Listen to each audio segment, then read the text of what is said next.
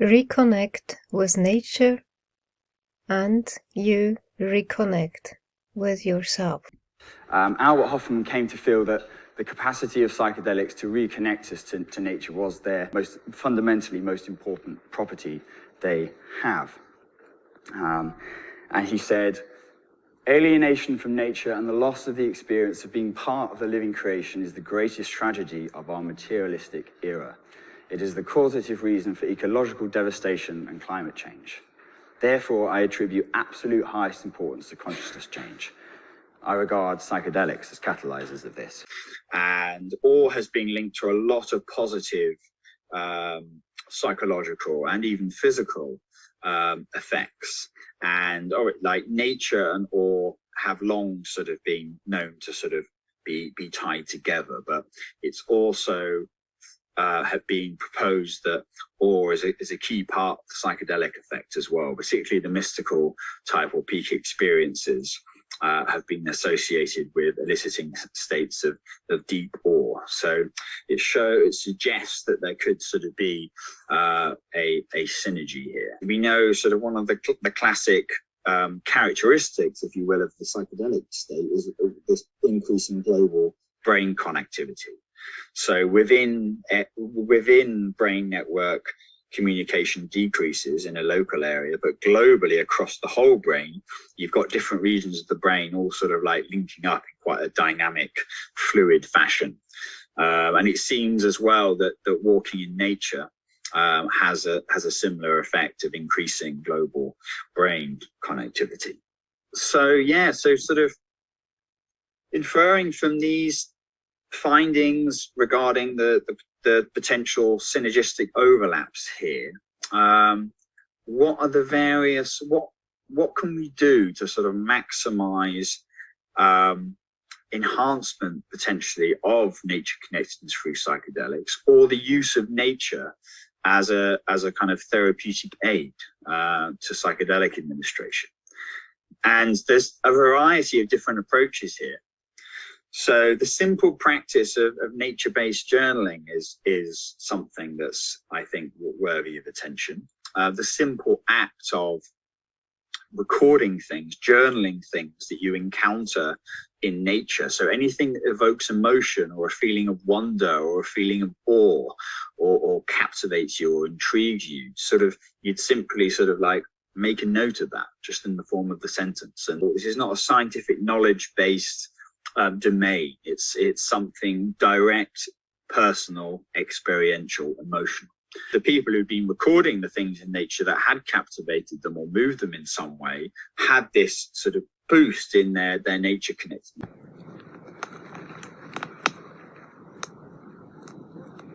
Having your own fire in nature, or finding a salamander under a rock and then connecting with it. It's just such a innocent, joy-giving, beautiful exchange.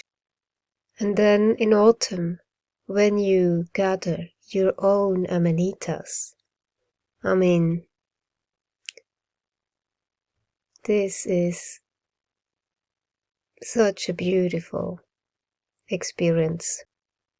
And it was really Amanita that reconnected me so deeply with the forest, the trees, and nature in general. And that totally inspires my art. So here is the salamander and the Amanita. Since then, almost on a daily basis, I go to the forest and make my own fire and just enjoy the beauty, the sounds, the peaceful environment. And it's so recharging. And that's free therapy, if you ask me. Way better than having to travel to and from to a therapist setting where you might connect or not. but with nature. It's so easy to connect. Shinrin-yoku, or Japanese forest bathing, is a sort of a really quite accessible, non-threatening, fun practice. I mean, it's essentially like an active mindfulness practice that takes place in a woodland nature-based setting.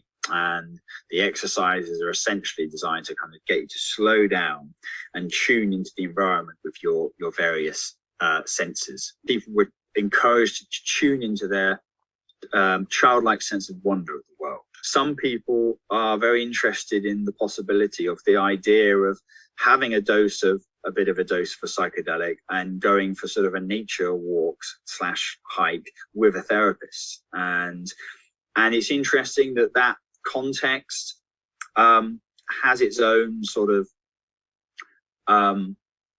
differences compared to, say, the clinical approach. So, if you go for a clinical therapy session into a clinician's office, there's a sort of, there's a sort of slight power dynamic there, in that sort of the clinician is like behind their desk, or maybe not, but like you're going into their zone. Whereas in the outdoors, it's neutral. There's neutral ground. You're on a level playing field. And the outdoor therapists that are proponents of the outdoor approach like it because they feel like they get benefits from being in the outdoor space. And then the person having the therapy as well, they sometimes report that the outdoor space becomes part of the container, becomes part of the therapeutic process as well, that they can then return to self-soothe outside of the therapy context. So given that we know that psychedelics actively facilitate connection to natural environments, it seems they could be well geared towards this. I think if the sky wasn't the limit, and you wanted to go whole hog with this, and money wasn't a sort of an issue, I feel like you could maybe construct sort of psychedelic centers using biophilic design elements, so kind of imbuing nature into the structure itself.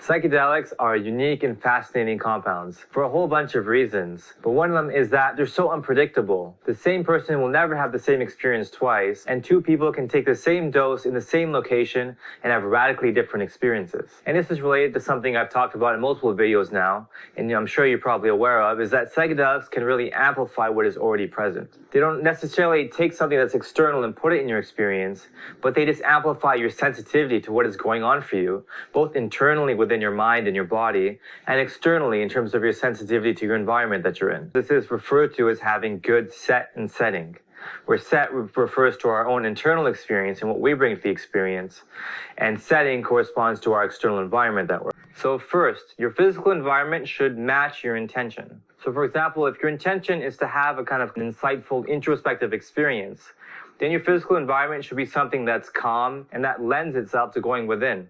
And two, make sure your physical environment is predictable. During a psychedelic trip, you're very sensitive to external influences.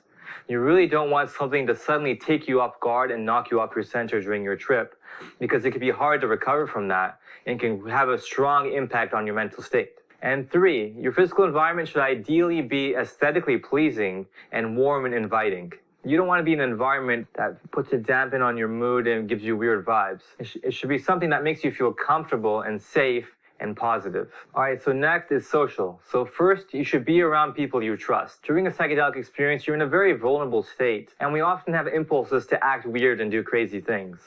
So ideally, you want to be with a group of people who you trust, and you shouldn't be scared that they're going to judge you if you want to do something. And two, very importantly, you should make sure the people around you want the best for you. You want to make sure that if you do go into a challenging headspace and start having a difficult time, are these people going to be there to support you and ground you and help you through that experience? And three, you shouldn't feel any pressure to socially engage or keep talking the whole time. In a psychedelic experience, inevitably, you're going to just want to be alone and be in your own headspace to ground yourself. And you kind of always want to have a safe space where you can kind of retract and be alone for a while if you want that. And next, cultural. This kind of spills over into set a bit, but I think these are important questions to ask. Firstly, you should be comfortable with the way that the experience is being structured. Is it being led by a shaman or a person who's guiding and structuring the experience? Do you like how that's being done? Does it make you comfortable? Also, if you're just with a group doing it casually, what is the implicit expectation on what you're going to be doing during the experience?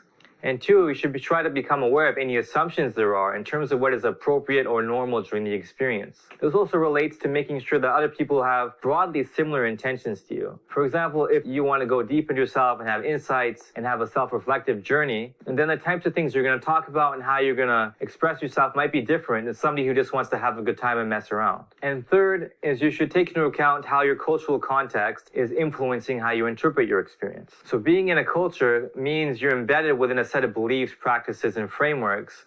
And so you should be aware about how these are influencing your trip. This is something the famous psychedelic bard Terence McKenna always said, when he would always say, culture is not your friend. And by that, he kind of meant you have to let go of the assumptions and the way your culture implicitly constrains your experience and gives you a sense of what is possible and tells you how you should interpret things.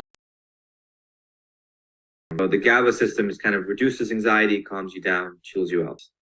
Lends itself to allowing your brain to change, allow you to create perhaps new habits, new ways of thinking, new ways of seeing things, because it gives your brain the resources to kind of activate in slightly different patterns. And therefore, if you're like stuck in like let's say a ruminative type of thinking, you just can't escape it. And it keeps on pulling you in no matter how much you try to crawl out. This might shake that up and allow these new connections, which allow you to go out and explore with integration, etc. You can use that to encode lasting changes.